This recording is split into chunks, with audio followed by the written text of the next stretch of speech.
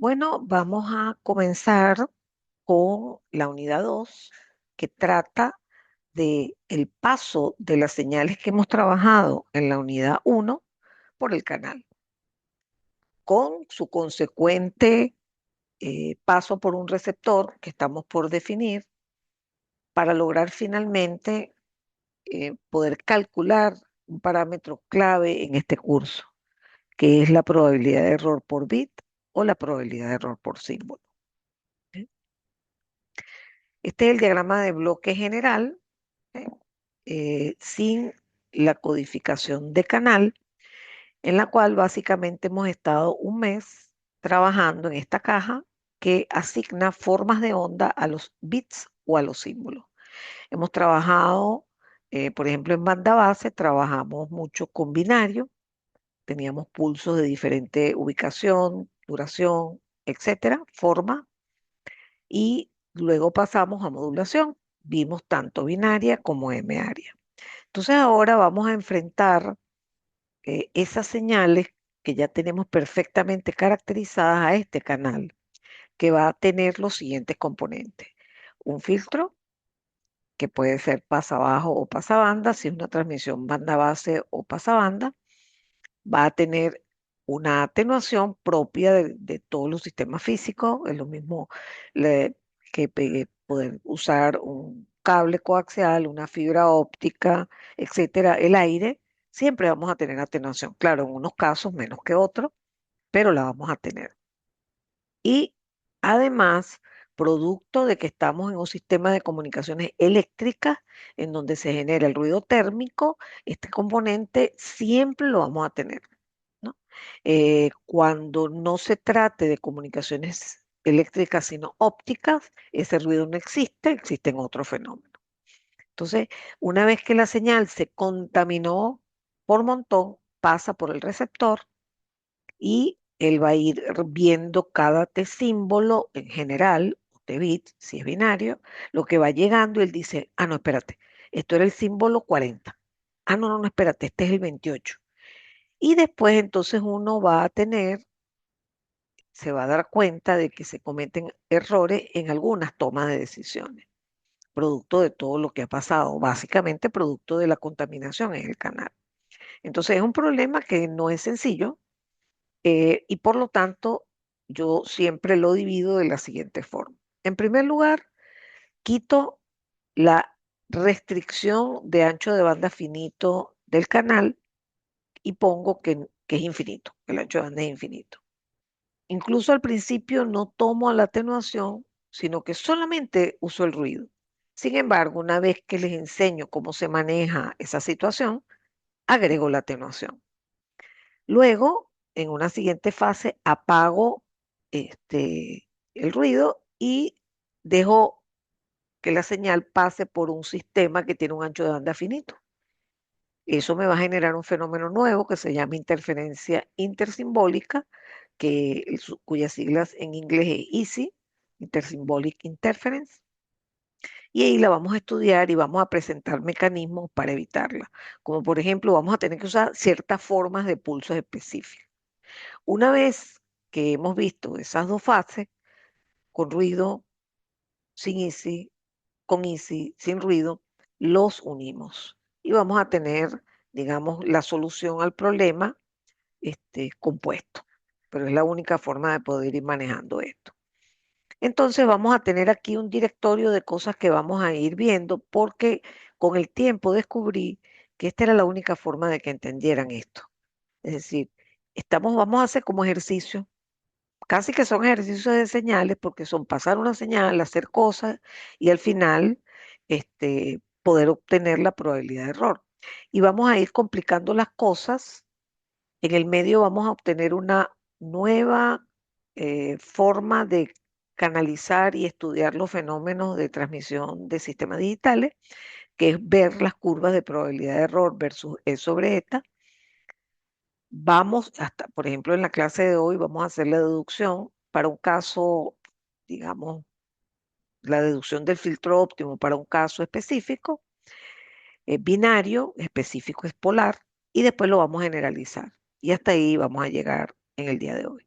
Luego, que correspondería a una semana de clase. Luego agregaremos el resto, que es como ampliar la situación a casos emearios, ver qué pasa con sistemas que no son óptimos, trabajar siempre con las curvas al lado de probabilidad de error y con esto al final unimos todo y ya podemos entonces de esa manera cubrir el temario que tenemos en esta unidad. Vamos a comenzar con un ejercicio general en el cual tenemos una transmisión binaria polar con una forma de onda rara. Por ejemplo, esto representa el 1 y esto representa el 0. ¿Ok? Bien, fíjense que solamente estoy poniendo ruido térmico.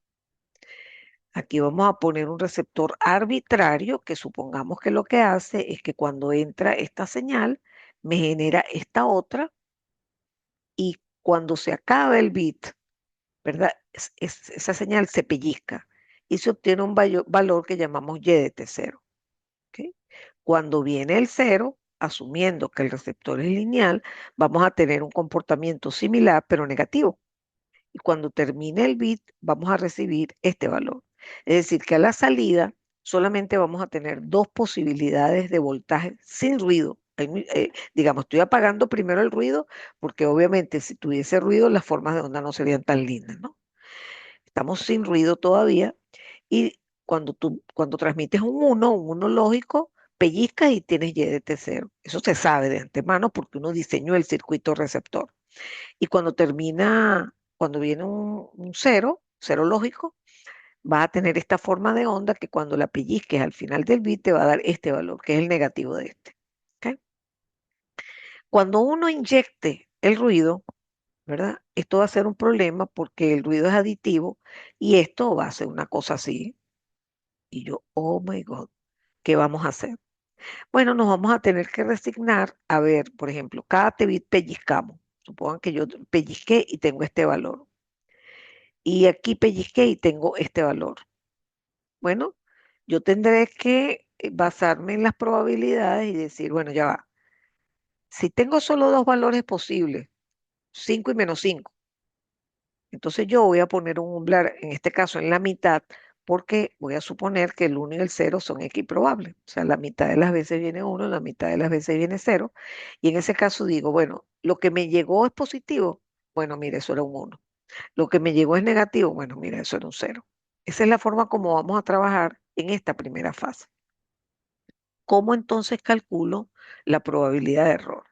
Una de las cosas más útiles que yo vi en probabilidades fue las probabilidades de error condicionales, porque me permiten calcular algo en un mundo aleatorio que es complicadísimo porque no se sabe nada, está lleno de incertidumbre, pero basado en condicionales, ¿no? Yo siempre pongo un ejemplo cuando doy señales, cuando empiezo la parte de probabilidades, al final, en la última parte de la materia, y pongo un ejemplo como el siguiente. Yo digo, bueno, imagínense que yo, cuando iba a clases presenciales, alguien detectó que cuando llovía, yo no iba, por ejemplo.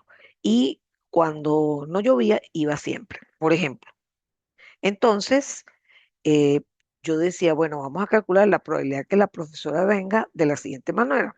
Es la probabilidad de que venga tal que llueve por la probabilidad de que hoy llueva, más la probabilidad de que venga tal que no llueve por la probabilidad de que no llueva. Entonces, claro, ya ahí se conocían estos valores de las probabilidades condicionales y la probabilidad de que llueva y no llueva es una cuestión que se puede determinar, aunque sea estadísticamente, que por cierto, ha ido mejorando bastante con el tiempo, por lo menos en los países desarrollados. Y entonces yo puedo decir, mira, ya va, ya va. Estamos en enero, estoy en tal país. Ah, no, y la probabilidad de lluvia es bajísima, es 0,1. Y por lo tanto la probabilidad de que no llueve es 0,9. Es decir, yo puedo encontrar la probabilidad de un evento que es complicado, que en este caso, ¿cuál es la probabilidad de error en un sistema? Picho, no sé. Bueno, vamos a hacer algo. Como yo sé qué voltaje tengo a la salida cuando yo transmito un 1, ¿ok? Vamos a poner las probabilidades de error en función de qué transmití.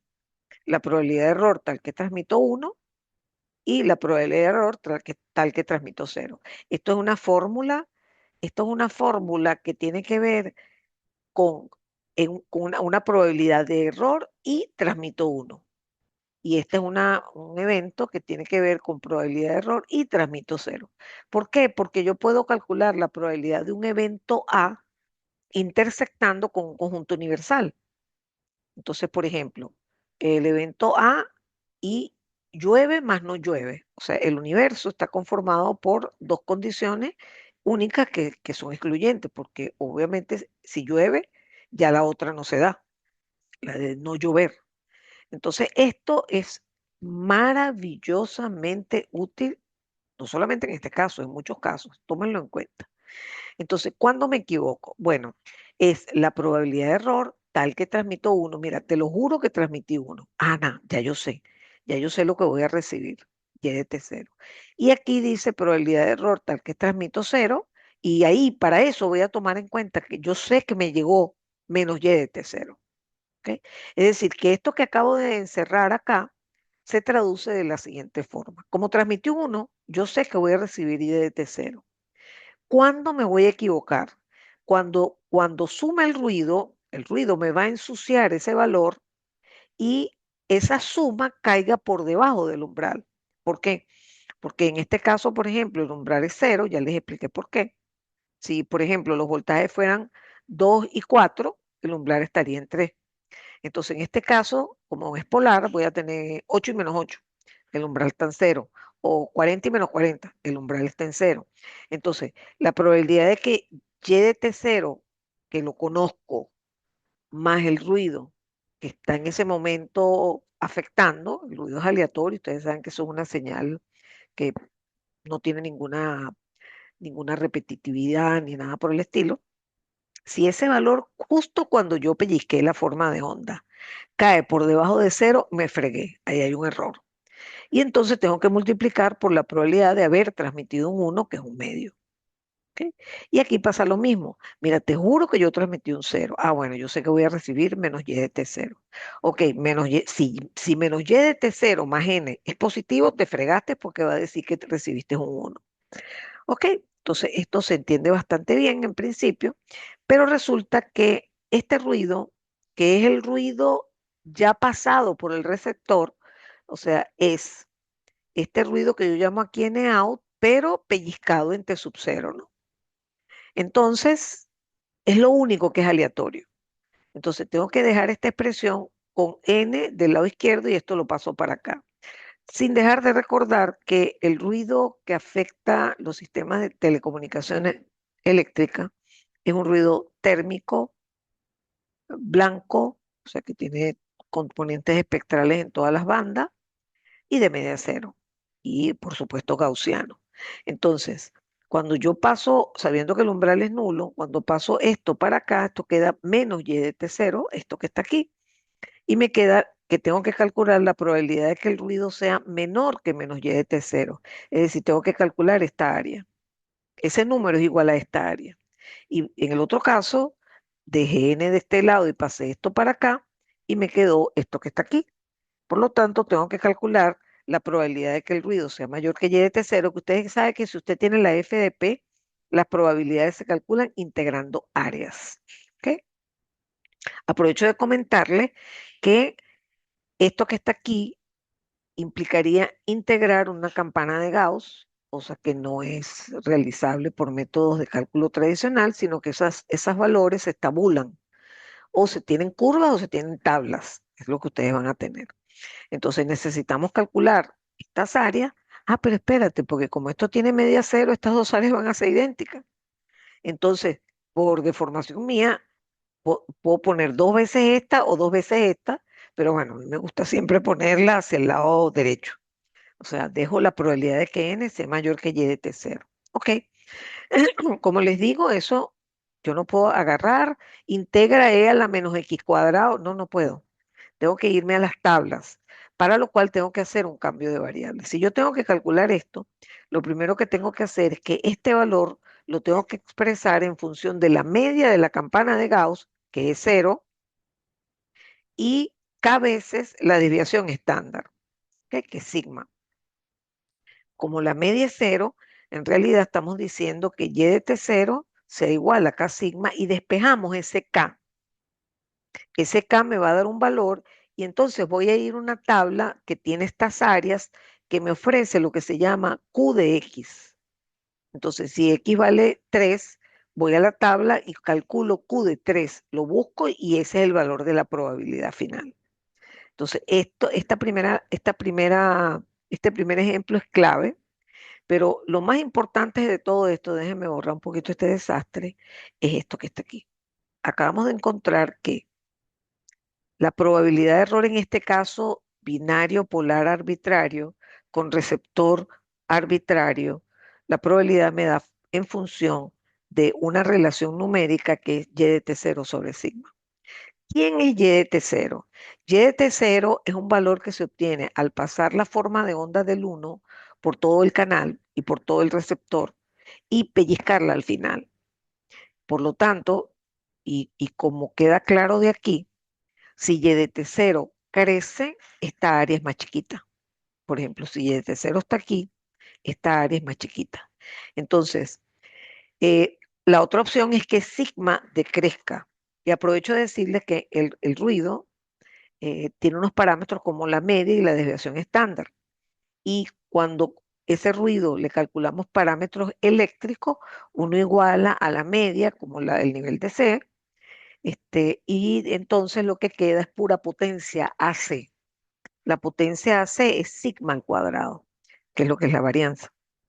Entonces, estamos claros que mientras sigma sea más pequeño, obviamente la relación y de t0 sobre sigma va a ser más grande y efectivamente la colita va a ser más chiquita, el área debajo de la colita va a ser más chiquita. Entonces, eso es lo más importante. Entiendan, la probabilidad de error se calcula conociendo y de t0 y sigma. Entonces, vamos a hacer un ejemplo con ese dato para calcular la probabilidad de error de un caso específico. Ese caso específico es una transmisión no retorno a cero polar, que ya estudiamos hace varias semanas, que los valores van a ser a medio y menos a medio, equiprobable, y el receptor va a ser una cosa extremadamente simple, que es un filtro pasabajo, cuyo ancho de banda es exactamente igual al primer corte de la DEP de una transmisión no retorno a cero polar. La DEP es un sin cuadrado que corta en F-bit. Entonces voy a poner un filtro pasabajo ideal que corte en F-bit. Recuérdense que el corte es a la derecha, ¿no? Porque esto es un filtro pasabajo. Bueno, entonces, dicho esto, lo único que necesitamos, bueno, yo no voy a volver a repetir todas esas probabilidades, olvídelo, profesora, yo voy a aplicar esta fórmula. ¿Estamos de acuerdo? Sin embargo, aquí lo repetí, pero es lo mismo de la vez pasada. Esto me va a dar que la probabilidad de error da Q de y de t0 sobre 5. Ah, pero ya va, ya va, ya. ¿Y cómo va a usted calcular y de t0? Bueno, muy fácil. Yo agarro mi señal sin ruido, la paso por un filtro pasa abajo y como ese filtro está más o menos bien calculado, ese filtro deja pasar básicamente el lóbulo principal de la DEP. Y entonces yo voy a decir que bueno, que aquí la señal es más o menos parecida, un poquito redondeada, digamos porque le quité las altas frecuencias. Y entonces me voy a atrever a decir que Y de T0, porque va a ser pellizcado en algún momento, sobre todo al final, yo voy a aproximar Y de T0 como a medio y lo vamos a aceptar como una buena aproximación. Muy bien, este es el análisis de la señal, pero necesito la potencia de ruido, para lo cual tenemos que ir a señales y sistemas, recordar que la DEP del ruido blanco gaussiano es constante, e igual a esta medio, y filtrarla. Y ahora le calculo la integral a la DEP que me da la potencia total, pero no hay de C, no hay potencia de C porque la media del ruido es cero. De tal manera que la integral de la DEP me va a dar directamente la potencia AC y al sacarle la raíz, que es integrar esto base por altura, me da eta por F bit, y entonces ya puedo despejar la desviación estándar, que es la raíz cuadrada de la potencia AC, y en este caso me da raíz de eta por F bit. Es decir, ya tengo y de t0, ¿verdad? Que me da a medio y también tengo sigma. Bueno, sencillamente aquí los pongo a medio y sigma. Buenísimo, ¿no? Aquí. Pero de ahora en más, siempre vamos a utilizar otra forma de expresar las probabilidades de error para poder hacer comparaciones justas. Y me explico. Como la energía promedio es igual a la potencia por T bit, en este caso todavía estamos en binario, entonces si yo quiero comparar dos sistemas de manera justa, tienen que transmitir la misma potencia y a la misma velocidad. Y eso se condensa en tener una misma E promedio. Para lo cual yo voy a este valor, ya está, ya calculamos la probabilidad de error, pero no, no, no, así no me gusta. Yo la quiero en función de E. Ok, no hay problema. Fíjense que la energía es igual a la potencia por T bit, pero la potencia es a medio al cuadrado, porque cuando usted tiene esta señal en tiempo, como es la mitad del tiempo está en este valor, vamos a llamarlo K, y la otra mitad está en menos K, al elevarlo al cuadrado es como que si usted estuviese todo el tiempo K cuadrado. Por lo tanto, la potencia de esta señal es 0.5 a todo elevado al cuadrado. Esto es la potencia de la señal por T bit. Entonces puedo despejar quién es E y fíjense que como lo puse, ¿no? Entonces, donde yo vea 0.5a entre raíz de f bit, yo pongo raíz de E. Y aquí tengo eso, 0.5a entre raíz de f bit. Y me queda esta súper ultra repetida fórmula de la probabilidad de error. Para este caso, donde el detector es bastante malo, es barato pero malo, la probabilidad de error me da Q de la raíz de E sobre eta. Y eso lo vamos a necesitar usar con mucha frecuencia. Por supuesto que después vamos a ver otros casos y van a ver que ese valor va a cambiar. Por ejemplo, vamos a mejorar el receptor. Entonces ahora voy a hacer la misma transmisión, como ejemplo, la misma transmisión, no retorno a cero por A, pero voy a mejorar el receptor. El receptor va a ser un gran Smith que sabemos que tiene tantas ramas como base, tiene el modelo de la señal, en este caso tiene una sola base, porque con esa sola base se pueden representar el 1 y el 0, la señal que representa el 1 y el 0. Entonces, básicamente lo que tengo que recordar es cómo se saca la base. Como ese 1 en este caso es un pulso de amplitud a medio que dura T bit, la base tiene exactamente la misma forma, pero la altura o amplitud tiene que ser tal que la energía de uso 1 sea 1. Y esa altura, ya no vamos a discutir, pues eso ya lo vimos en el pasado, esta es esta altura. Pues si usted esto lo eleva al cuadrado y hace base por altura, le queda 1 entre T-bit por T-bit queda 1. O sea, esta es la base unitaria para el caso no retorno a cero polar. Muy bien, entonces ahora yo voy a hacer matemáticamente, ¿verdad? Lo que dice aquí.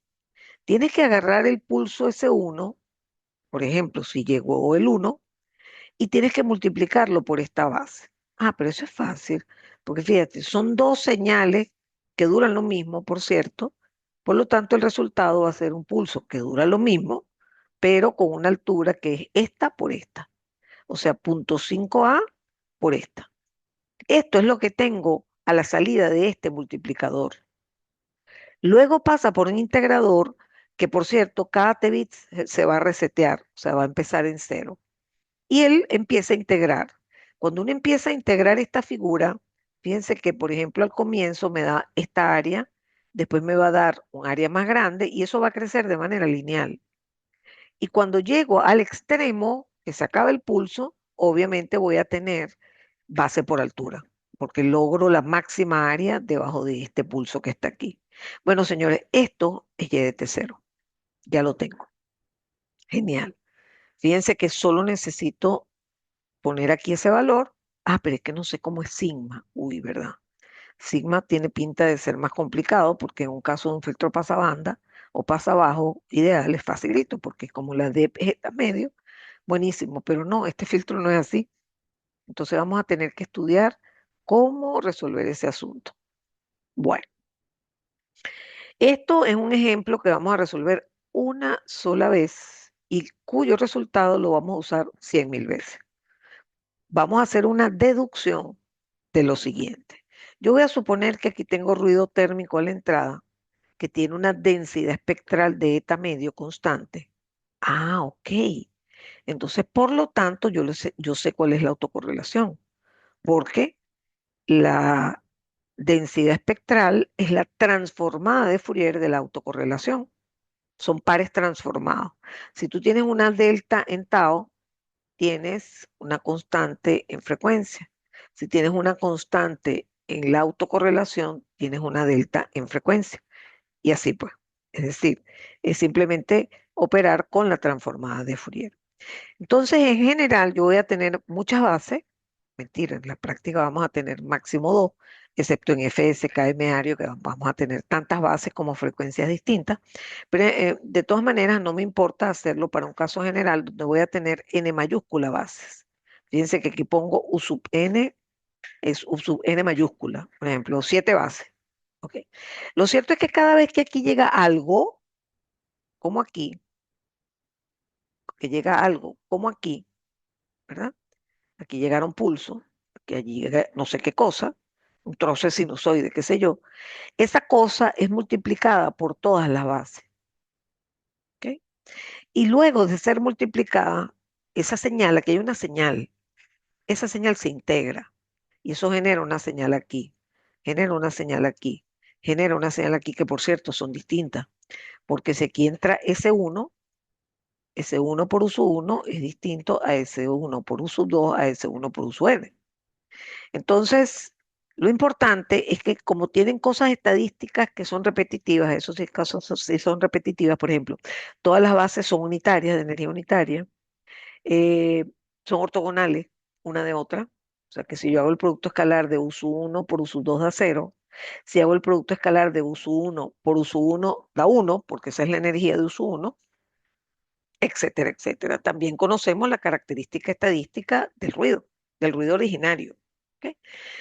Bueno, dicho esto, entonces ahora yo me tengo que preocupar por calcular, lo que me interesa calcular es sigma cuadrado, no se les olvide, porque me hace falta para la probabilidad de error. Pero sigma cuadrado es la integral, o sea, lo puedo obtener a través de la integral de la DEP o a través del valor esperado que me permite calcular la autocorrelación. O sea que la autocorrelación se puede obtener vía tiempo, como lo hicimos para el modelaje de las señales en códigos de línea, o vía estadística o vía temporal. Hay dos formas. Entonces, en este caso, vamos a calcular o vamos a intentar calcular el valor esperado de NI por NJ.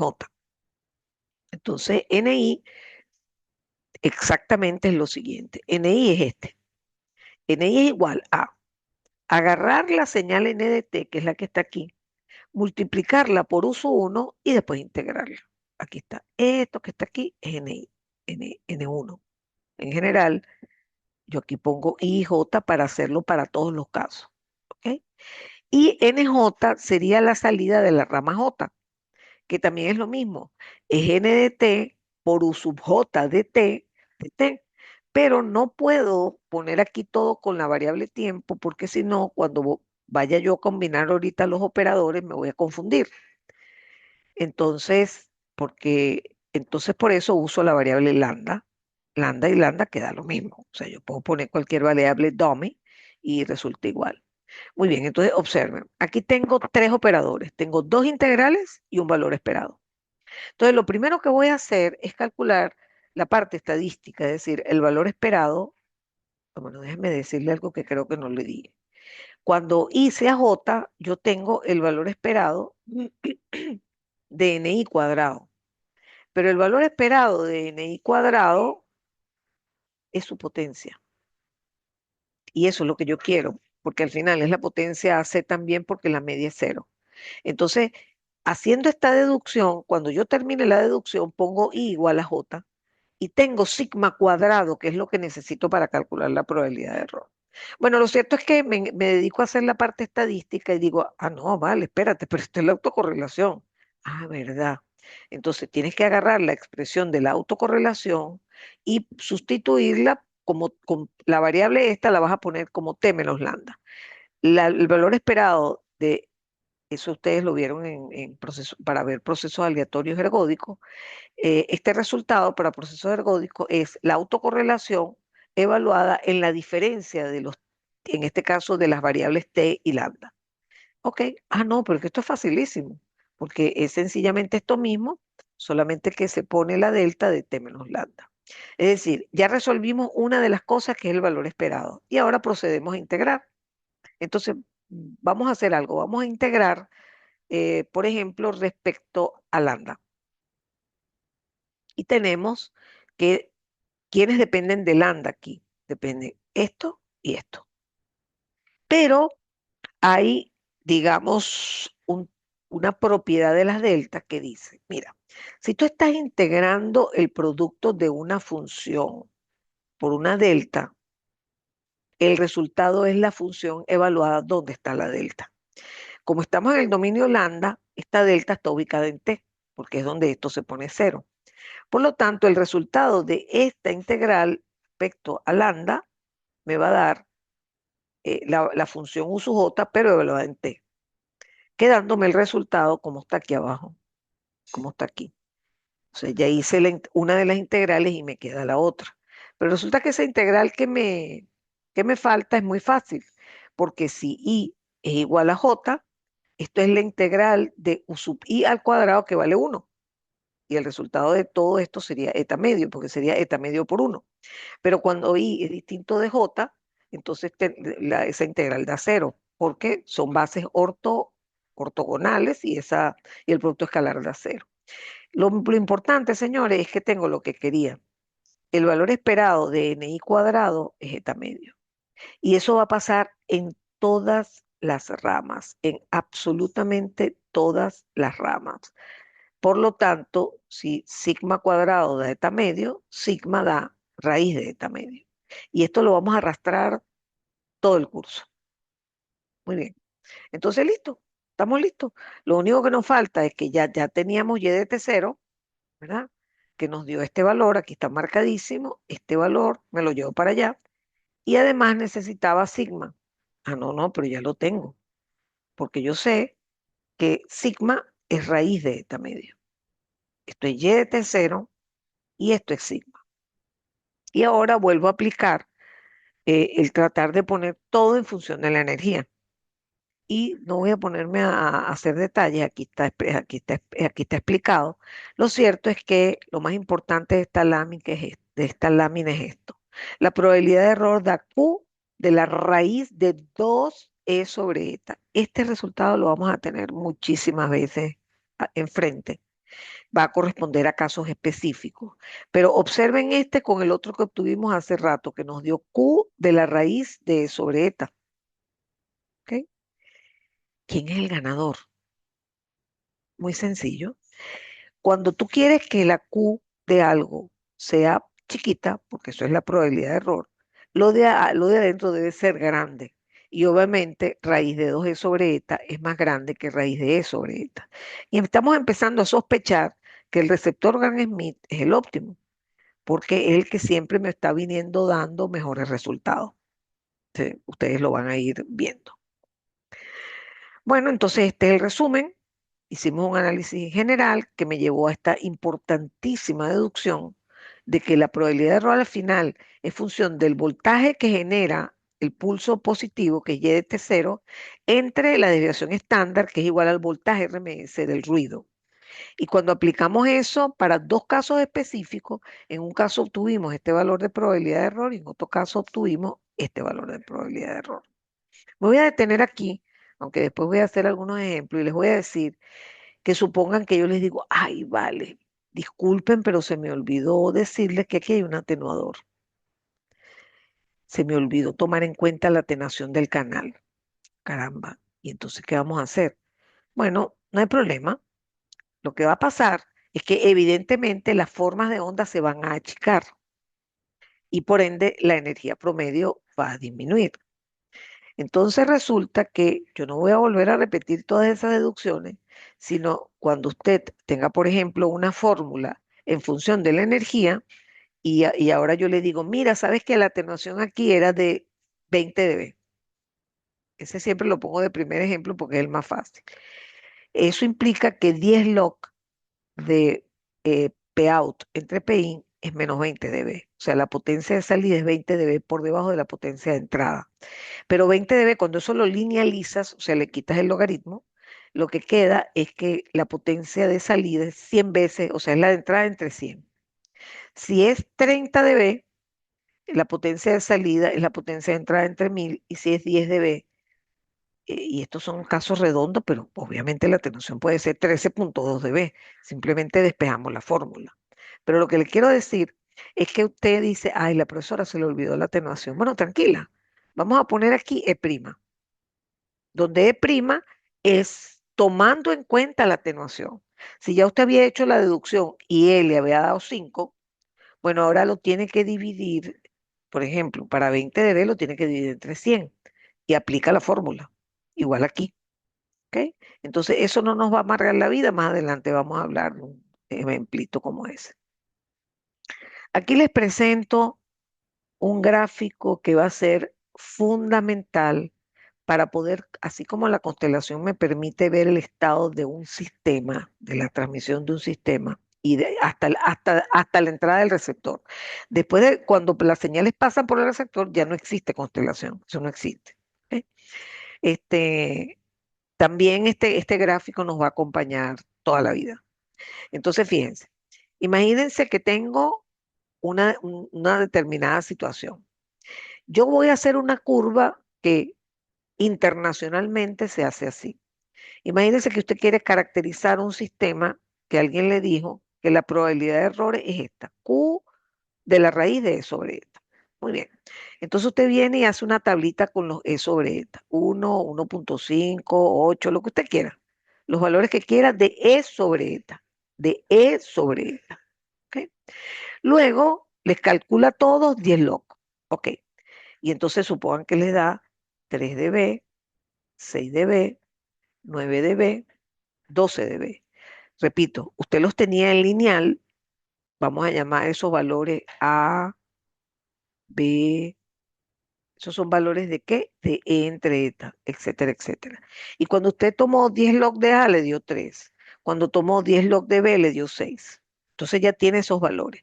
Como usted conoce el valor de E sobre eta, usted se viene para la fórmula, o sea, esta, por ejemplo, y la aplica. Usted sabe que, por ejemplo, aquí pone A y entonces calcula Q de raíz de A y así sucesivamente. Eso le da probabilidad de error. Usted va a graficar en este eje de las ordenadas la probabilidad de error, pero en forma semilogarítmica. Por ejemplo, si lo hace en MATLAB, por ponerles un ejemplo conocido para ustedes, usted tendría que hacer semilog Y para saber que el eje Y estaría en forma semilogarítmica. Y claro, fíjense que el eje X está en forma logarítmica, ¿no? No está E sobre eta lineal. Bueno, lo cierto es que la forma de la curva es algo que usted va a ver de manera repetida y es esta. Si usted lo graficara de manera directa, o sea, pone aquí E sobre, perdón, permiso, ya va que ya me perdí. Si usted pone aquí E sobre eta sin el log y sin el 10, y aquí pone PE, no logarítmico, sino normal, la curva va a ser totalmente diferente. ¿Ok? No va a ser así. Déjame borrar todo este zaperoco. Ok. Muy bien, estas curvas son geniales porque me permiten comparar dos sistemas o un mismo sistema. Por ejemplo, imagínense que la curva roja corresponde a alguna fórmula de probabilidad de error X, cualquiera. Ok. Analizando esto, yo lo que veo es que, por ejemplo, el punto morado está ubicado a un valor que pareciera ser 11 dB. Y para ese 11 dB me da una probabilidad de, vamos a decir, cercana a 10 a la menos 3. Vamos a suponer que es 10 a la menos 3 porque voy a aprovechar de decirle qué significa eso. Si una probabilidad es 10, si una probabilidad de error por bit es 10 a la menos 3, eso lo que les está diciendo es que en promedio, porque esto es estadístico, ¿verdad? Usted va a tener un error cada 1000 bits. Uno entre 1000 da 10 a la menos 3. Entonces, es importante que ustedes sepan interpretar eso. Muy bien. Y también veo que si yo me muevo sobre esta curva a la derecha, ¿qué va a pasar? Bueno, primero que va aumentando E sobre eta, posiblemente porque aumenté la potencia o bajé la velocidad, o a lo mejor porque bajó el ruido. Pero lo más importante es que al moverme a la derecha, fíjense que la probabilidad de error baja. Entonces, eso es bastante razonable. ¿Ok? Pero alguien me dice, ¿sabes que tengo un sistema? Sí, por favor, dibújame su curva aquí. Y la persona viene y me dibuja esta curva azul. Y yo de inmediatamente sé que es mejor que la mía. ¿Por qué? porque parada en un mismo valor de E sobre eta, es decir, estoy gastando lo mismo, tengo el mismo eta, la misma velocidad, todo, ¿verdad? La curva azul me da menos probabilidad de error que la curva roja. O sea, la roja es la mala, como siempre, y la azul es la buena. ¿De acuerdo? Entonces, eso es bien importante que lo entiendan porque efectivamente yo puedo decirle, oye, ¿sabes qué? Yo no sé, ¿vale? Yo entiendo que esta curva es mala, pero ¿cómo haría yo para tener, por ejemplo, estoy parada aquí, ¿cómo haría yo para obtener ese mismo valor de probabilidad de error, que es lo que estoy haciendo aquí con la curva verde? Bueno, muy sencillo. Al sistema rojo tienes que pedirle que gaste más potencia o baje la velocidad, porque no le vas a pedir al canal, mire, señor aire, baje la densidad espectral de potencia, no puede. Lo que usted tiene en la mano por ahora, eso va a cambiar en la próxima unidad. Lo que usted tiene que cambiar es, ¿verdad? La cantidad de energía promedio que está gastando. Eso, por supuesto, es malo. Pero bueno, lo logro, al menos. Logro misma probabilidad a cambio de más gasto de potencia o un decremento en la velocidad de transmisión, lo cual es catastrófico. Muy bien, vamos a hacer un ejemplo sencillito para hablar un poquito de las relaciones, o sea, las cosas que hemos visto antes y las que estamos viendo ahora, que es el comportamiento de una señal, su base, su constelación, etcétera, etcétera, y ahora, el ahora. ¿Ok? Esto es un preludio porque ahora a esta señal yo voy a tratar de calcularle la probabilidad de error de una manera manual horriblemente difícil, porque esta señal va a ser cuaternaria. Nosotros hasta la lámina pasada trabajamos en binario. Ok.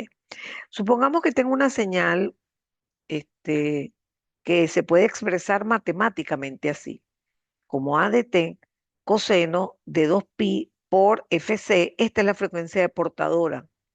Me están diciendo que la frecuencia de portadora es 100 veces f símbolo. ¿Ok? Y eso es algo bueno porque eso implica que la frecuencia de portadora es múltiplo de f símbolo, que sabemos que eso nos da cierta continuidad en la transmisión. Más pi cuarto. O sea que la fase no cambia, pero sí cambia la amplitud. La amplitud dice aquí que corresponde a una señal cuaternaria, no me lo dicen, me dicen M área con pulsos. Entonces, la cuarta parte del tiempo el pulso toma valor -1, la otra cuarta parte toma 1, después 3 y -3 de manera aleatoria.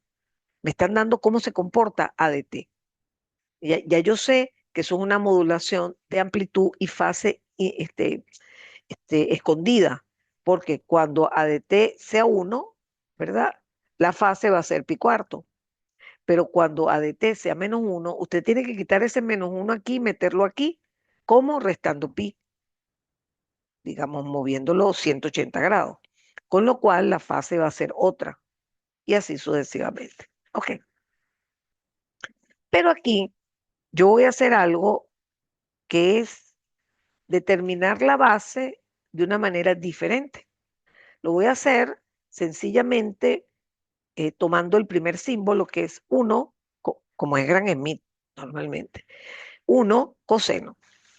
Y voy a decir que la base tiene la misma forma de ese símbolo, excepto que tengo que cambiar la amplitud para que me dé energía unitaria. Y listo, miren, aquí está mi base, que por primera vez le metemos una fase, y aquí está la amplitud que sabemos que es raíz de 2fs.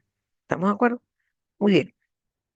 En este caso, fíjense que me están dando el valor de FS, pero bueno, eso ahorita no me interesa y pusieron ya un valor numérico, pero no me importa, me interesa que usted vea esto.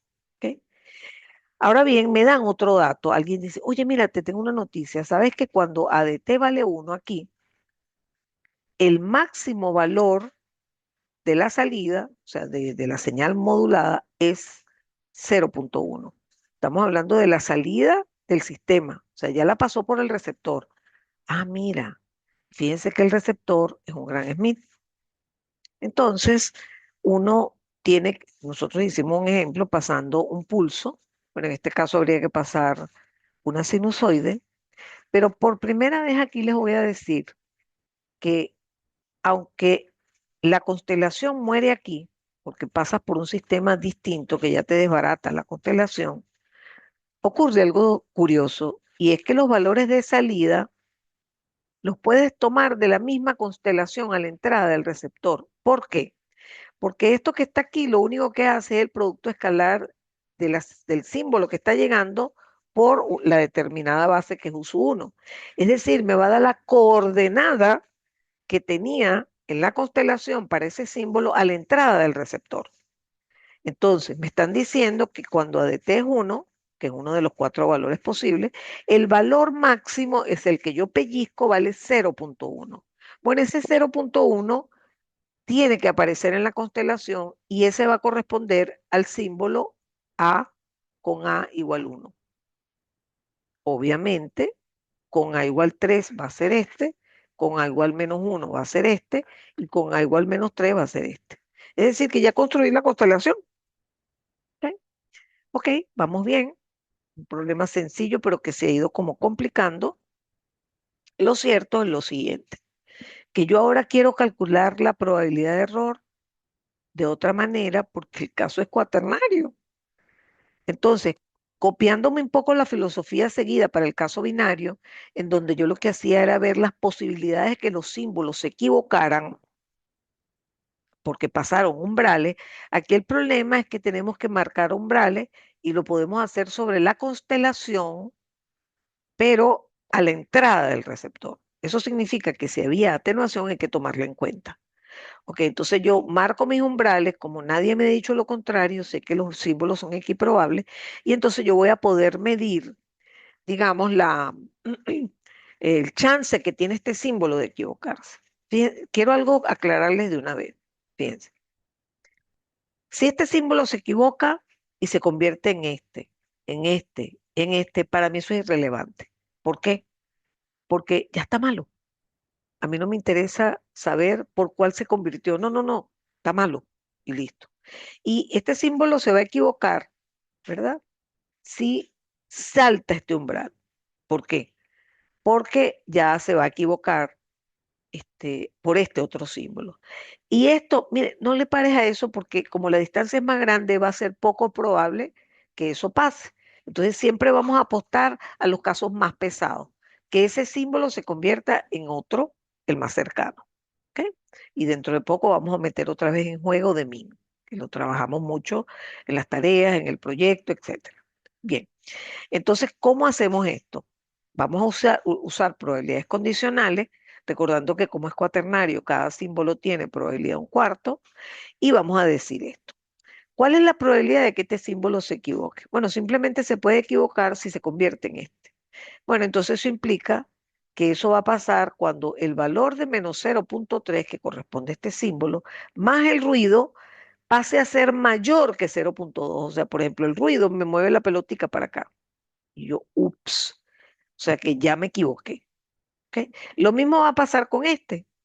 Este se va a equivocar si ese valor más el ruido es menor que 0.2, que es lo que está descrito aquí. Eso pesado por un cuarto, porque eso pasa si ese símbolo existe. Y ese símbolo existe con un cuarto de probabilidades. Igual pasa aquí. Muy bien, vamos a quitar esto del camino para que no se me confundan. Y ahora me quedan los más problemáticos, que son este y este. ¿Por qué? Porque este, de la misma manera que se puede convertir en este, se puede convertir en este. Para que se convierta en este, menos 0.1 más el ruido tiene que caer por debajo de menos 0.2. Y para que se convierta en el otro, menos 0.1 más n tiene que ser mayor que 0, que es el umbral de acá. Entonces, fíjense que este símbolo tiene dos elementos en vez de uno solo. Igual pasa con este otro 0.1. Si 0.1 más n es negativo, se me va a confundir por este. Y si 0.1 más n es mayor que 0.2, que es el umbral que está aquí, va a confundirse con este. Y también voy a tener dos elementos. Bueno, el siguiente paso manual es dejar del lado izquierdo solo lo que es aleatorio, que es n. Y cuando hacemos eso, sacamos las cuentas, me queda esto que está aquí. Me quedan tres elementos con n mayor que 0.1, por ejemplo, este mayor que 0.1, este O sea, hay tres que terminan siendo igual a decir probabilidad de que n sea mayor que 0,1. Y hay tres que terminan diciendo que es la probabilidad de que n sea menor que menos 0,1, pero es que esto viene de la campana de Gauss, que tiene media cero. Entonces, que sea menor, vamos a suponer mayor que 0,1, que es esto, ¿ok? Es también igual a la probabilidad de que sea menor que menos 0,1, porque la media es cero. Por lo tanto, los puedo unir y me queda esto que está aquí, ¿ok? Llegué a la probabilidad de error con bastante esfuerzo manual. Ojo, y este es un caso donde hay una sola base y hay cuatro símbolos nada más. Y en la vida real se usan sistemas con 256 símbolos, 1024 símbolos. O sea, imagínense qué vamos a hacer allí. Bueno, y vamos a tener que tomar otro camino para calcular la probabilidad de error. Por lo pronto, fíjense que aquí, cuando yo pongo la expresión de la probabilidad de error haciendo el cambio de variable, donde 0,1 es igual a m más k sigma, pero m es cero porque es ruido blanco gaussiano de media cero, y lo que me queda es este valor igual a k sigma, y despejo k. K me queda en función de sigma, pero sigma lo conozco, es la raíz de eta medio que obtuvimos de la deducción general del paso del ruido por un receptor Gram-Schmidt, que es lo que tenemos aquí. Aquí tenemos un receptor Gram-Schmidt y tenemos ruido blanco. Entonces, hemos encontrado perfectamente la expresión de la probabilidad de error en función de las características propias de la señal y de eta, que en algún momento me lo darán para calcularlo en forma precisa. Esto no lo voy a repetir porque es sencillamente generalizar. Lo que me interesa es que vean cuál es el procedimiento y ya lo vieron. Muy bien. Lo que hemos visto es lo que está marcado en verde y ahora, aunque tenemos ciertas sospechas cómo va a ser ese filtro óptimo, nos vamos a dedicar a deducirlo. Y el punto de partida es que esto es para el caso binario nada más. Y el punto de partida es que la probabilidad de error es función de y de t0 sobre sigma. Entonces, nosotros vamos a trabajar con el caso no retorno a cero polar, donde transmitimos un pulso y un menos pulso, porque así se transmite no retorno a cero polar. Y cuando tengamos eso dominado, nos vamos a ir a la deducción de un filtro óptimo para el general, en donde tenemos un pulso 1, por ejemplo, OK, que tiene un pulso, y el pulso 2 es 0. O sea, eso es una señal binaria que tiene P1 de T y P2 de T, que en muchos casos se llama, en la literatura se llama P0 porque está asociado al cero lógico. ¿Ok? Entonces, bueno, esto lo vamos a ver ahora y va a ser el final de nuestra clase, pero esto se las trae, esta parte de la deducción se las trae. Bueno, tenemos una transmisión polar arbitraria en donde usted a veces transmite PDT y la otra mitad del tiempo transmite menos PDT, aproximadamente. Usted sabe que eso se va a contaminar con ruido térmico y entonces vamos a buscar un filtro óptimo. ¿Okay? Fíjense que voy a poner una cajita poniendo allí HR, que es la respuesta en frecuencia de ese filtro óptimo, que por cierto se presupone que es un sistema lineal, porque si no, no podríamos usar ese HRDF. El sistema tiene que ser lineal para que HR tenga algún sentido. ¿Okay? Muy bien. Y después esa salida, que llamamos YDT, cerramos este switch cada T bit y vamos a tener el famoso YDT0. Lo mismo, el paso por el ruido térmico por aquí, lo tendremos que hacer. Y lo cierto es que el punto de partida es que la probabilidad de error es Q de Y de T0 sobre sigma. Pero si yo quiero bajar la probabilidad de error, tengo que subir esto, porque es el argumento dentro de la Q, que implica que te mueves a la derecha en la campana, o sea que el área va a ser más chiquita. ¿Okay? Entonces, el punto de partida es maximizar esto. Pero para poder usar eh, elementos matemáticos que me simplifiquen ese despeje, que no es nada fácil, yo en vez de maximizar este valor, maximizo el cuadrado, queda lo mismo. Es más, como y es una función, es un valor real, y al cuadrado es lo mismo que el valor absoluto de y al cuadrado. Porque al elevar al cuadrado, si y de t0 fuera negativo, por ejemplo, no importa, porque al elevarlo al cuadrado se convierte en positivo. Entonces nuestro punto de partida va a ser maximizar esto que está aquí.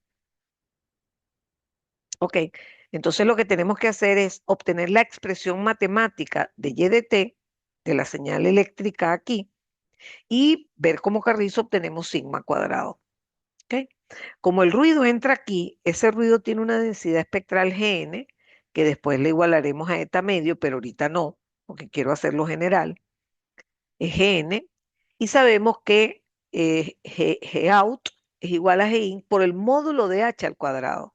O sea que la densidad espectral de este ruido es esta que está aquí. Y para conseguir esto, la potencia, vamos a tener que integrar esa de salida. Esto que está aquí adentro es G out. Cuando yo integre G out, tengo la potencia de la señal de salida. ¿Ok? Y por la rama de arriba, perdón, en la parte de arriba tenemos Y de T. Pero ¿cómo saco Y de T? Bueno, yo transmití P de T, pero como todo aquí está en frecuencia, el filtro está en frecuencia, voy a trabajar con PDF. Cuando PDF pase por este filtro, aquí a la salida voy a tener PDF por HR. Aquí está.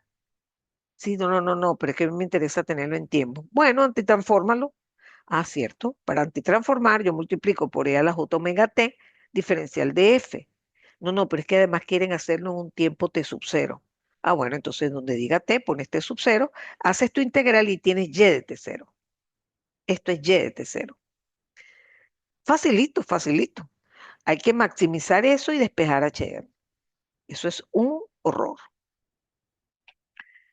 Pero echamos mano y otra vez aquí usamos el concepto de espacios lineales, como lo usamos para el caso de la ortogonalización Gram-Schmidt, donde uno va a aplicar el producto escalar, y hay una desigualdad famosísima que se usa mucho con vectores fundamentalmente, pero aquí la vamos a usar con funciones que van a ser, en este caso, transformadas de Fourier. La desigualdad dice lo siguiente. Si usted tiene, en nuestro caso, dos señales, que expresadas en frecuencia se llaman VDF y WDF, usted puede jurar, porque así lo dice la desigualdad de Schwartz, que integrar esta cosa y después tomarle el módulo y elevarlo al cuadrado siempre va a ser menor o igual que integrar individualmente los cuadrados de las magnitudes de esas funciones. ¿Ok? Y ahorita no van a entender para qué sirve esto, pero debo decirles que a nosotros nos va a interesar maximizar algo y me va a tener que poner en el igual, no me va a servir el menor. Y el igual se consigue cuando V y W son proporcionales. Cuando eso pasa, entonces esto es igual, el lado izquierdo es igual al lado derecho. Entonces miren lo que voy a hacer para aplicarlo a mi problema actual. Voy a pasar esto dividiendo para acá. Y esto me va a quedar así. Como voy a usar el igual, ¿verdad? Esto va a pasar para acá y toda esta cosa me va a quedar igual a la integral de WDF. Bueno, esto es vital, vital, vital. Vamos a partir de aquí. ¿Por qué?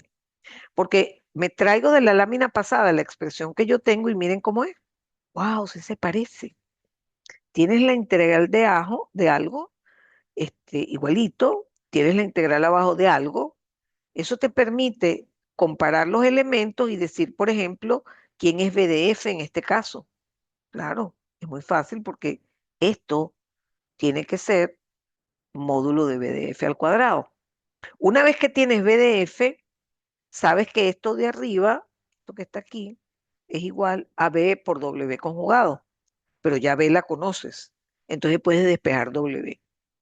Después que tengas B y W, las haces proporcionales y eso nos va a permitir despejar HR. Es una maravilla. Aquí estoy. Repetí lo mismo para que no se me confundan. Comparando estos dos términos, concluyo obviamente que BDF es esto que está aquí. M- Me voy para arriba, pero meto donde diga B, meto lo que acabo de obtener, que es esto. O sea, esto es B de F por W conjugado de F. Y eso es igual a lo que aparece aquí, a todo esto. Lo igualan y, oh maravilla, de aquí podemos despejar, al hacer proporcional B con W, podemos, aquí, podemos despejar HR. Esto es una bendición, ¿ok? Ya vamos a poner en unos minutos, voy a poner GN igual eta medio, pero quiero que analicen esto en forma general. El filtro ama a la señal y odia al ruido. Por lo tanto, si hay zonas de frecuencia donde el ruido está muy fuerte, HR tiende a cero, porque ustedes saben que la salida en frecuencia es igual a la entrada por HR. Entonces, si el ruido en una zona es intenso y usted se lo quiere volar, usted en ese sector hace que el ruido sea, perdón, la respuesta en frecuencia del filtro caiga a cero, por ejemplo. Esto es HR. ¿Ok? Entonces alguien le dijo, mira, tú sabes que entre 1K y 2K el ruido está súper intenso. Entonces el filtro se diseña de manera que en esta zona prácticamente sea cero. Y al revés. Mira, tú sabes que esa señal tiene muchas componentes espectrales entre la señal PDF, entre, vamos a suponer, entre cero y F bit. Oye, la señal está ahí fuertemente, después tiene menos componentes. Ah, bueno, entonces en esa zona el filtro se tendrá grandes amplitudes, valores de magnitud, pues. ¿Ok? Ok, hasta ahora me entiendo la filosofía, pero ¿qué hace esto aquí? ¿Qué hace esto aquí? Bueno, les recuerdo que cuando uno producía retardos en tiempo, en frecuencia se generaban fases del tipo E a la menos J omega el retardo. Y como yo exijo que la señal sea máxima en T sub cero, entonces desplazo la respuesta impulsiva del filtro hacia ese valor para que allí se logre la máxima convolución. ¿Ok? Eso lo vamos a ver mejor aquí. Entonces, lo que voy a hacer ahora es presentarle un caso particular de filtro óptimo, que es cuando el ruido es blanco. Y en ese caso, el filtro óptimo se llama filtro adaptado. ¿Ok?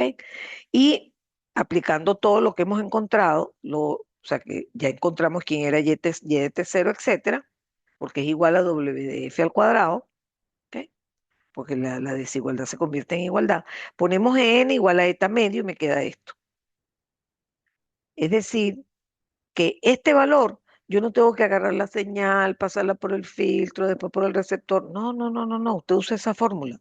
Si usted transmitió un pulso rectangular, usted tiene que poner aquí el sin cuadrado, que es la transformada de Fourier de ese pulso no retorno a cero polar. ¿Ok? Pero es que además, por Rayleigh, usted sabe que para encontrar la energía en frecuencia, ya lo usamos también en este curso del teorema de Rayleigh, lo podemos hacer en tiempo perfectamente. Y encontramos este tremendo resultado. Lo que usted va a meter dentro de la fórmula de probabilidad de error es esto. Más fácil, imposible. O sea, usted no tiene que hacer ese trabajón horrible de tener que agarrar la señal, pasarla por el filtro, buscar cuál es el máximo, etcétera. Y con el ruido fue peor. Ya con el ruido sabemos perfectamente qué pasa. Entonces ya sabemos cómo es el filtro óptimo. Lo único que no les había presentado era antitransformar esto y esperé poner Gn igual a eta medio, ¿no? Y cuando yo antitransformo H, consigo la respuesta impulsiva del filtro. Y miren lo que dice. Ah, tu forma de pulso es así. Bueno, entonces la respuesta impulsiva del filtro tiene que tener la misma forma, pero girada. Y eso es para que después cuando uno convoluciona se vuelve a girar y consigues dos pulsos idénticos. Pero como tú quieres la salida máxima en T0, tiene que desplazar ese pulso en esa cantidad. Por lo tanto, la respuesta impulsiva del filtro óptimo para el caso binario polar es esa que está allí. Si tu pulso, por ejemplo, es un trozo de sinusoide, porque quieres modelar PRK, entonces la respuesta impulsiva del filtro es un trozo de sinusoide volteada y desplazada. ¿Ok? Esto es lo que se llama el filtro adaptado, adaptado porque el ruido es blanco. Es un filtro óptimo con ruido blanco. Esa es la definición de filtro adaptado. Y eso es una maravilla. ¿Ok? Básicamente, vamos a hacer algo similar, pero con trampa. ¿Por qué? porque el análisis es complicado, ¿no? Y básicamente no quiero entrar en muchos detalles, sino decirle, antes teníamos PDT y menos PDT, ahora no, ahora tenemos una forma para el uno y una forma para el cero. Por ejemplo, em, un pulso, un trozo de sinusoide con amplitud 2 y un trozo de sinusoide con amplitud, con fase distinta, por poner un ejemplo. Entonces, que no sea polar, que no lo haga polar. Entonces, aquí, miren el truco que vamos a hacer y vamos a llegar al resultado rapidísimo. Vamos a darnos cuenta que cuando es el caso polar, el umbral de comparación es la semisuma de los dos. ¿Ok? Pero por otro lado, también sabemos que la probabilidad de error da el valor del pulso PDT a la salida, que llamamos Y, pellizcado en T sub 0, entre 5. Entonces, lo que vamos a hacer es aplicar este mismo concepto en las mismas fórmulas de probabilidad de error a mano que hicimos. Por ejemplo, tiene Y1, tiene que ser menor que el umbral para equivocarse, Y0 mayor que el umbral para equivocarse. Y el umbral va a ser la semisuma, pero en este caso no va a dar 0, porque Y1 de T0 va a ser 6 y Y0 de T0 va a ser -8. Entonces el umbral lo tenemos que poner en el medio y plantear la probabilidad de error a mano poniendo esos umbrales. Antes aquí decía la palabra umbral y aquí también. Bueno, lo cierto es que acomodando todo eso apropiadamente, encontramos que la probabilidad de error es, en vez de esta. Oye, mira qué interesante. Es decir, que lo que hace el pobre filtro es decir, mira, vale, tengo dos pulsos distintos. Antes yo sabía que mi filtro tenía que tomar la forma del único pulso que había, que era el pulso PDT, porque el otro era su negativo. Pero aquí no. Aquí tengo un pulso y una sinusoide. Oye, ¿a quién ayudo? Porque el receptor tiene como meta ayudar a una determinada señal cuando se enfrenta al ruido, pero aquí tienes dos formas de onda. Bueno, esto fue genial. El filtro dice, ¿sabes qué? Yo me voy a poner así como de parte de uno y de parte del otro, y en vez de y de cero me va a quedar la semirrecta. Ustedes van a ver cuál es el efecto que tiene eso desde el punto de vista circuital. Entonces, todo lo que vimos, todo, donde aparezca PDT, usted pone P1 menos P0 medio, la semirresta. Donde aparezca PDF, bueno, la transformada de esto, por supuesto. Donde aparezca Y de T0, sustituimos por este. Y vamos a tener todos los resultados listos para trabajar. Listo, sin mayor esfuerzo. Y aquí están. ¿Ok? Por ejemplo, HRDF, que era K, PDF a la menos J, ahora ya no. Ahora vale P1 menos P0 sobre 2. Lo que pasa es que aquí decía eta medio, entonces C2 se fue con el 2 de acá. En tiempo sería esto. Oye, mira qué interesante esto, fíjate. Míralo, HR tiene dos componentes, o sea, la respuesta impulsiva tiene dos componentes que se restan. Cuando usted tiene dos respuestas impulsivas que se suman o se restan, eso implica dos ramas de un circuito. ¿No? Y entonces es genial, porque lo que hace esto es, pasa lo que llegó por los dos y ve cuál es mayor, haciendo la resta de la salida. Si el que ganó es este, es porque usted transmitió P1. Si el que ganó es el de abajo, es porque usted transmitió P0. O sea, es un filtro adaptado a ambos, pero para eso necesito dos ramas físicas.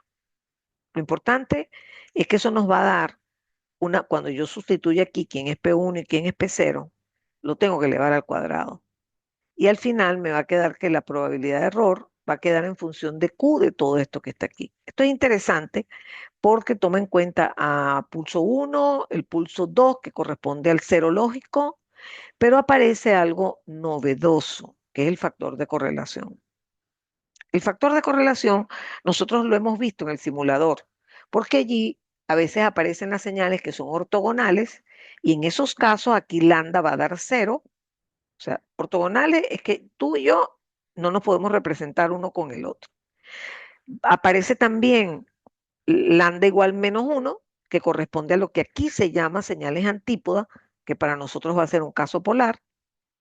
Y también va a dar un caso raro cuando P1 sea, por ejemplo, 8P0. que van a ser proporcionales. Esto es lo mismo que hemos visto en el simulador como correlación entre S1 y S2. Vamos a ver si son proporcionales, ortogonales y polares. Y además, aquí se va a reforzar la idea de que lo polar es lo mejor. ¿Por qué? Fíjense. Lambda es un factor que como va a estar normalizado, oscila entre más menos uno. O sea, su máximo valor positivo es uno y su mínimo valor es menos uno. ¿Y qué me interesa a mí? A mí me interesa que lo que esté dentro de la Q sea grande. O sea, que a mí no me gusta que me resten cosas en la parte superior, en el numerador. No, no me sirve que me restes nada porque esto me va a bajar. Y al bajarme esto, me sube la Q, me sube el área de la cola. Entonces, el óptimo es que el lambda sea menos uno. Ah, no, no, porque ya yo eso me lo sabía. El caso polar es el viene siendo el mejor. Entonces, efectivamente, esto lo que hace es formalizar eso que sale en el simulador, que es la relación entre símbolos. Fíjense que aquí nada más tenemos dos símbolos. Por eso es que cuando tengamos 80 símbolos, 64 tiene que ser potencia de 2, 64, 128, nosotros nos vamos a tener que fijar en la correlación entre símbolos, entre parejas de símbolos. ¿Ok? Muy bien, acá aclaro que si por ejemplo P1 es igual a menos 5P0, esas señales son antípodas, esas señales son polares, ya lo he dicho varias veces. No es que a juro tiene que ser que P1 tiene que ser menos P0, no, no. Simplemente son, vamos a decir proporcionales, pero con signo opuesto. ¿Ok? En cambio, el factor de correlación cero, la única forma de aclararlo es que el producto escalar de cero, o sea que el integral de P1 por P0 de cero, que por ejemplo ocurre cuando el pulso existe en un intervalo de tiempo específico y P0 existe en otro. Dentro de TBIT existen en zonas de tiempo distintos. Eso también lo hemos visto con las tareas, etcétera. Bueno, entonces esto es súper interesante porque hemos logrado la forma de calcular la probabilidad de error en un caso muy especial. Oigan bien, binario con receptor óptimo. Binario con receptor óptimo. No podemos usar esto para cuaternario ni para nada más. ¿Ok? Entonces usted va a usar esto directo porque ¿qué hicimos para calcular la probabilidad de error? Hicimos cosas horribles. Primero pasamos la señal por el sistema, segundo pasamos el ruido por el sistema y después lo complicamos porque originalmente teníamos casos polares. Entonces realmente nada más pasabas PDT porque el otro era menos PDT. Pero después complicamos las cosas. No, no, no, pero espérate, P1 y P0 no tienen por qué ser uno el negativo del otro. Y llegamos a una fórmula más general, que es esta que está aquí. ¿Ok? Entonces usted ya no tiene que pasar ninguna señal, nada de eso. Usted tiene que agarrar el pulso que representa el 1, el pulso que representa el 0, calcularle su energía, calcular el factor de correlación, que también depende de la energía y de la correlación entre los símbolos, y ya lo mete en esta fórmula y le da punto 3. Va a la tabla y busca Q de 0.3.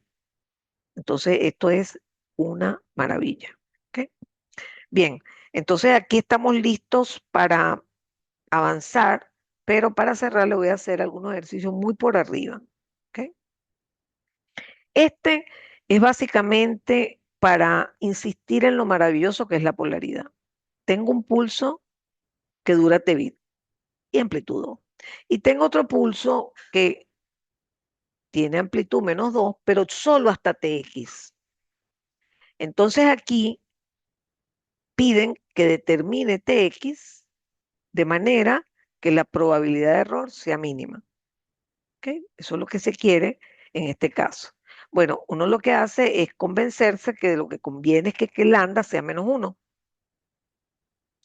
Y por supuesto, en la fórmula de lambda usted tiene que calcular, por ejemplo, mete aquí S1, S2, obviamente el producto va a ser no nulo solamente hasta Tx, o sea que esto va a quedar función de Tx, y tiene que calcular las energías de cada uno, y después igualar a menos uno.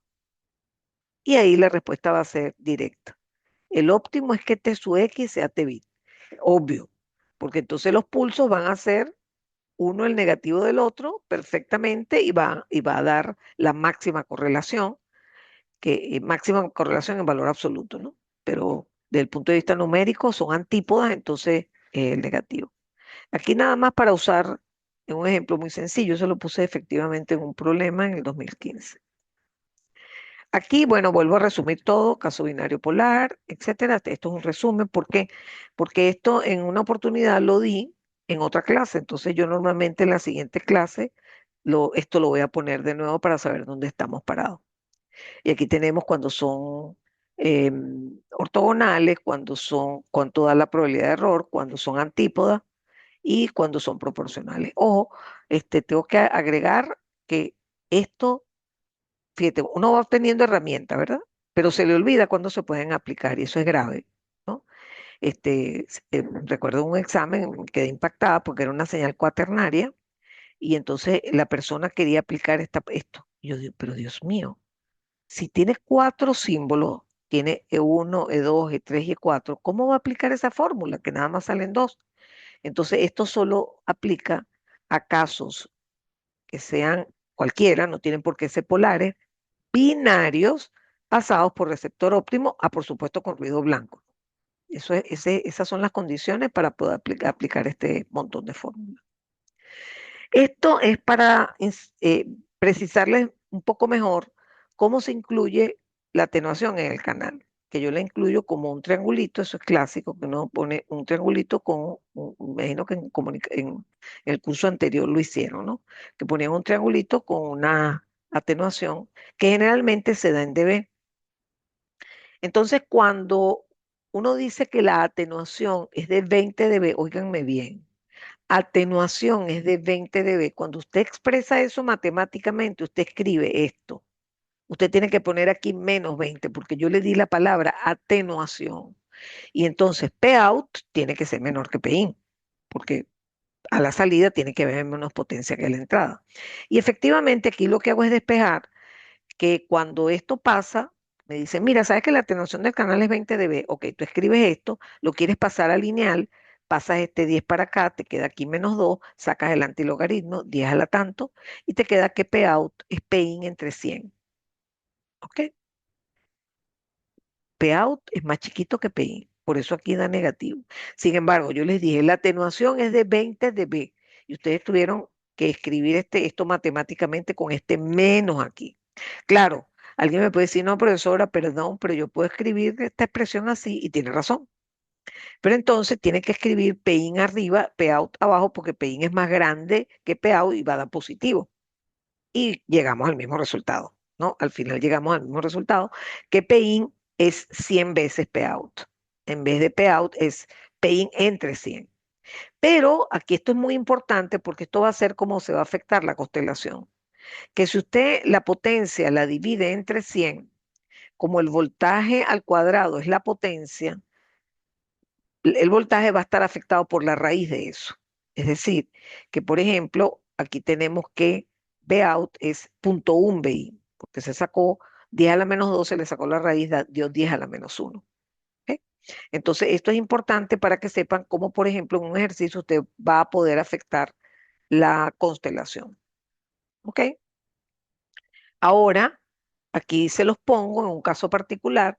Fíjense cómo era la constelación a la entrada del receptor, perdón, a la entrada del canal. Y después miren la constelación que fue afectada por la atenuación. Fíjense que esta pelotica estaba en 1 y ahora está en 0.1. Esta pelotica estaba en 2 y ahora está en 0.2. Entonces, fíjense, ¿de dónde saqué eso? Bueno, porque la potencia se divide entre 100 y los voltajes se dividen entre 10. ¿Ok? Entonces, si ahora usted quiere aplicar una fórmula de las que vimos, cosa que no va a poder hacer el día de hoy, usted va a encontrar, ¿verdad?, que eh, tiene que tomar en cuenta los valores ya atenuados, porque obviamente si no existiera atenuación, la probabilidad de error le va a dar más baja, pero en lo que existe atenuación, la probabilidad de error le va a dar más alta. Entonces, eso lo tiene que tener en cuenta. Bueno, esto es importante. Bueno, aquí hacemos un ejemplo específico donde aplicamos más o menos lo mismo. La atenuación efectivamente es de 20 dB Y aquí por ejemplo, pido que me dibujen la señal a la entrada del receptor cuando se transmite uno de los pulsos, que es el símbolo, para ver, el símbolo uno. Bueno, aquí aparece el símbolo uno. ¿Cuál es el símbolo uno? El símbolo uno es este. El símbolo uno es 2 uso 1, 2 uso 1 de T. Y ya yo tengo uso 1. ¿Eh? Ok, bien. Pero cuando yo paso por el canal, tengo que aplicarle la atenuación. Y por lo tanto, tengo que dividirlo entre 10, como lo dije en la lámina pasada. Por lo tanto, usted escribe, agarra uso 1, lo multiplica por 2, o sea, le queda esto por 2. Que por cierto, esto es raíz de 2 por 100 para que lo vean más fácilmente. Este es uso 1 y ese uno es 2 veces este. Sí, sí, pero ya va. Pero después tiene que atenuarlo. Lo tiene que dividir entre 10 y efectivamente esa señal va a quedar afectada de esa forma. ¿Ok? Entonces, esto sería la forma del pulso S y aquí la puse como más amplia, ¿no? Entonces tenemos esta señal a la entrada y después se pide la salida. Entonces es agarrar esta señal S1 atenuada, multiplicarla por U1, eso lo hicimos también en un ejemplo parecido, nos dio una rampa y tal, y aquí encontramos Y1 de T0. ¿Ok? Otro detalle que maneja este ejercicio es que me dicen, y de hecho eso se puede hacer en la vida real. Si uno tiene que calcular la relación señal-ruido en un sistema, usted puede apagar la señal, pero no el ruido. Entonces, para poder obtener el valor del ruido, usted tiene que apagar la señal. Entonces, hay alguien en el receptor esperando, ¿verdad? Y midiendo. Entonces dice, mira, eh, prende la señal y ahora tenemos señal más ruido. Mide, mide esa potencia que te está llegando. Estamos midiendo S más N. ¿Ok?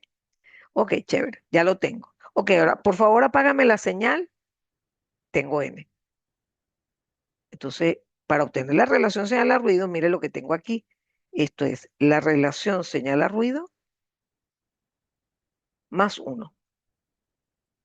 Es decir, que haciendo ese procedimiento práctico, usted obtiene la relación señal a ruido. Porque uno quisiera tener la potencia de señal y la potencia de ruido de una vez. No, no se puede.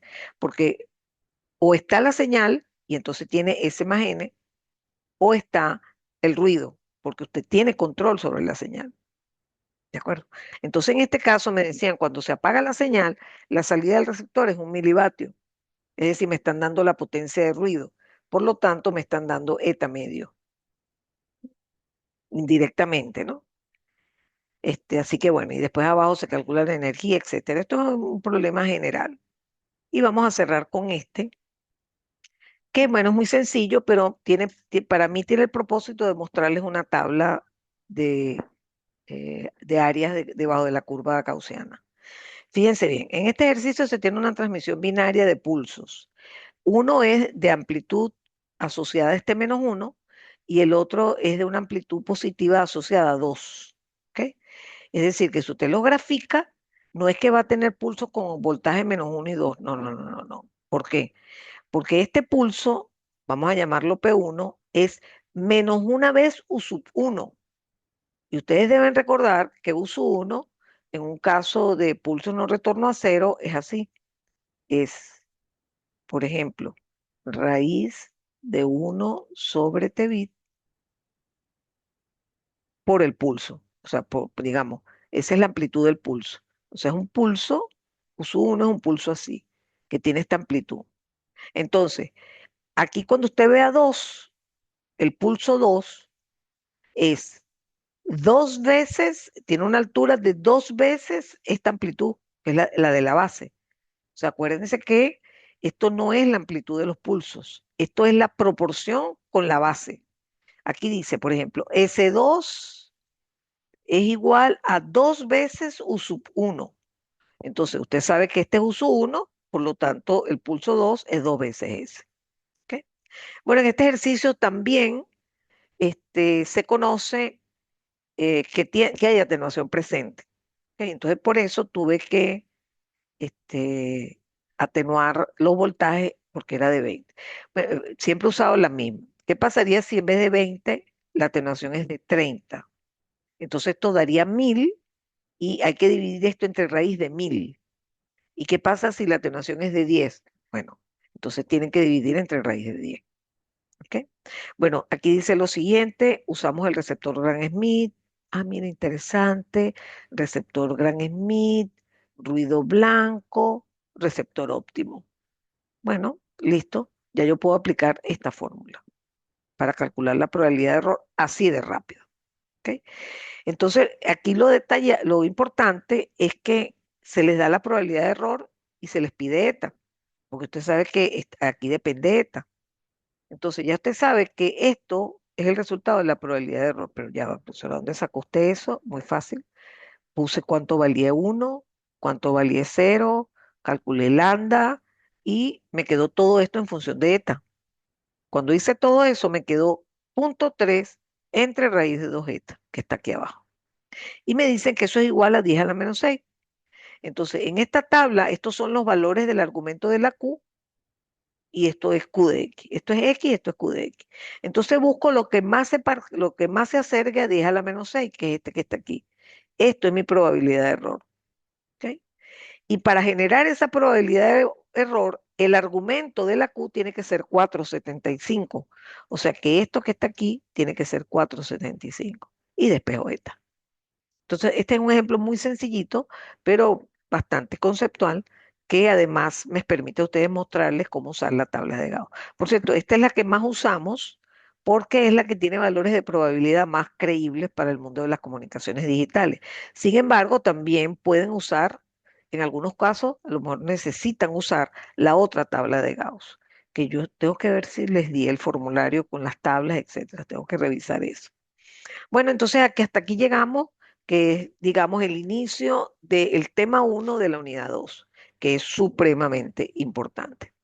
Entonces, vamos a parar la grabación